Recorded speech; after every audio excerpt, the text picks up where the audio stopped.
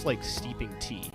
You get really coarse grounds, soak them in water, and there's no heat involved. And what that does is it removes a good amount of the acidity that's associated sometimes when you brew coffee because there's no heat involved. The awesome part is that you get a really smooth cup. Some of the drawback, though, is that you don't get the full flavor profile. So, for example, I've made this turntable lab blend on a French press. I've pulled espresso shots with it, and the tasting notes for it are like fig, sweet berries, like chocolate and apple.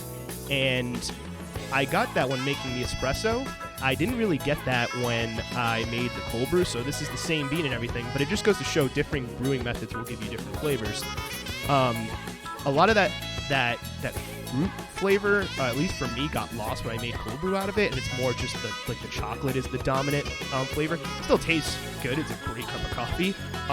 But just keep that in mind if you're making cold brew. There are other methods out there, kind of like I think snap chill, but I think that's been patented, where you brew the coffee, but then you cool it down instantly, and it's a little bit different than iced coffee. And this is why iced coffee can be acidic, because when you're making iced coffee, you're just taking coffee that's already heating it and cooling it down, but you're cooling it down, and it takes a little bit of time, whereas if you're cooling it down instantly, you still get some of that flavor profile of if you heated it up, versus if you made cold brew where there's no heat involved at all.